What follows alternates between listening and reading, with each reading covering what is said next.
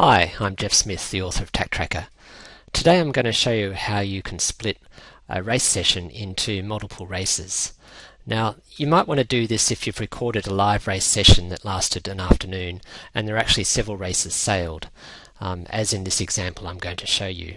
And this is quite common because it may be that before the race session begins, when you're setting up the live race, you don't actually know how many races will be run and when the start times will be. It may be that you're going to be busy doing other things and you can't manage the live races as they're actually being run. So here I have a race session for Yinglings that was run on the 29th of October, and you can see that there's no actual course or marks or start times defined. It's just one long race session. And if I actually look at what's happening, I can see that the boats are going up and down and running several races. So, for example, this is a start scrum. The race has started. Off they go up to a mark, back to what looks like a gate mark, up to the mark again, and then finish. And there's 3 of these races. There's another one. That's one starting at about 2:30, up and back, up and back, and then finishing. So 3 races in one race session. Let's split them into several races. Now what we're looking at the moment, of course, is the web player. What we need to do this work is to go into the TackTracker application. In this case I'm using TackTracker for Windows. So I'm logged in. I'm going to go to the Cloud Races tab, and the first thing I'm going to do is load that big long race session from the cloud back into TackTracker. And I'm going to save it to my library, and to do that I'm going to go to the race editor and I'm going to save and close. So if I go to my library, I can see that race now is stored on my own computer and I can work with it from here.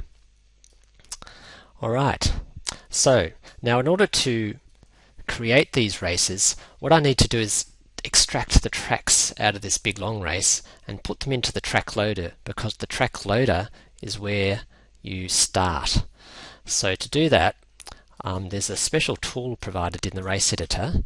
So open the race editor and go into the tools menu, and I can copy either a selected track or all tracks, and I'm going to select the copy all to copy all tracks into the track loader.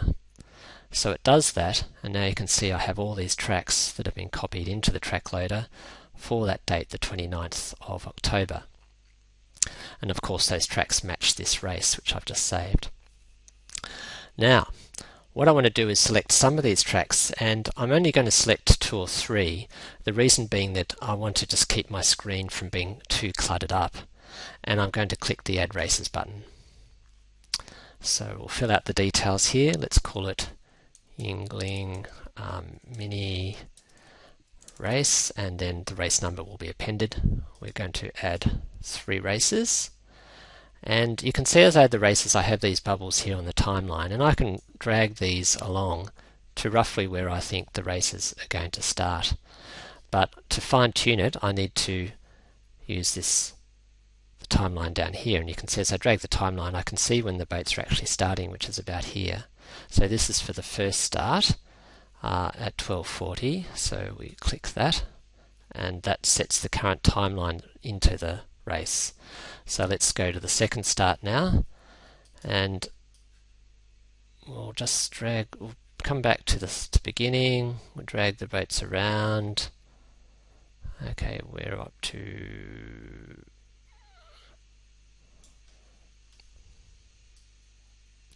start here.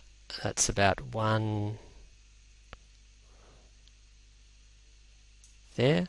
So let's set that race to start to about that time, and finally the last start here. So again, let's drag the boats back to the starting scrum, which is here. You can see them running up and down before the start line. It always looks like that, and then off they go. So at about that point, if I want to zoom in to see it a bit more closely, that also might help me just pick the point. And I can also use these buttons to just step the boats through if I want to get it accurately to the right spot. Okay, so I think it's about there, and I'll click the Set Race 3 Start. So now I've set the 3 start times, and you can see these bubbles are spaced out at the actual start positions. These flags at the end indicate the beginning and the end of the track, and you can see I've got quite a long track for race 3.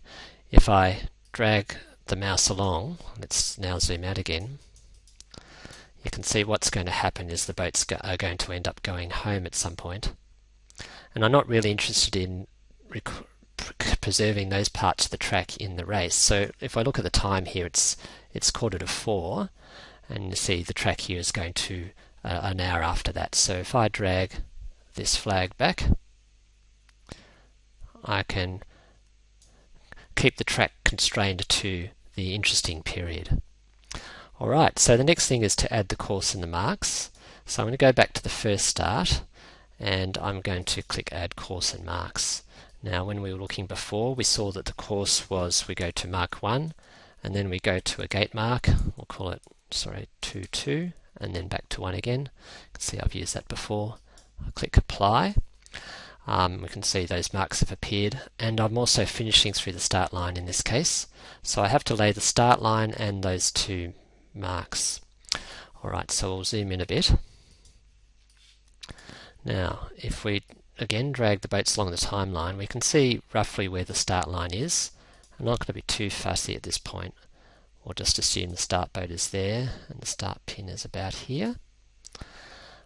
We can also see where mark 1 is from this track. Let's put it there.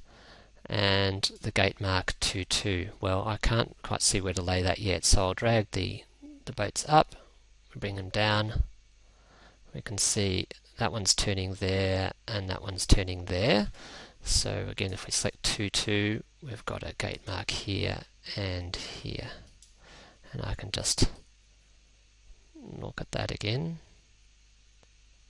That looks fine.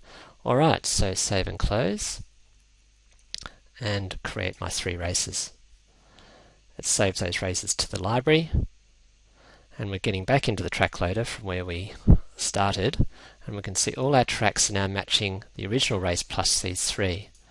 I'm just going to select these 3, and I'm going to save all the tracks now to those races. So I remember I only selected 3 tracks originally. I've now saved all the tracks into the races. Okay, so if I go into the library, you can see these races now sit in the library, and if I can click on each one and check them, I can see all my tracks are present. You can see the timeline is looking good. I can drag my boats along the start. Let's just show that on the screen. Rounding mark 1, we come down to 2, yep, back to 1, and then finish. That race is fine. Race 2. Alright, so we have got quite a bit of track before the start, so we could tune that if we wish, or we might say that's okay. If we want to tune it, what we can do is we can look at the time here. It's 1:40 before the start, and maybe we want to go to about 2:50. And if we go into the race editor and the start, we can adjust these flags. So 1:40 to 2:50. What we'll do is we'll just save and close now, and that will trim the track. And you can see now that the light grey areas around the edges of the timeline have reduced a bit. And we'll go to race 3, and that's also looking fine. Now if the marks have moved from one race to the next, this is your opportunity to go into the race editor and just adjust the mark positions. Those races are all good, so let's now publish them online. So selecting race 1, I'll right click and publish it. I'm going to publish to my home page, and leaves the default options, publish it publicly so everyone can see it, and let that upload. That's done. We'll do race 2, publish. Oops, I want to publish to my home page, and next.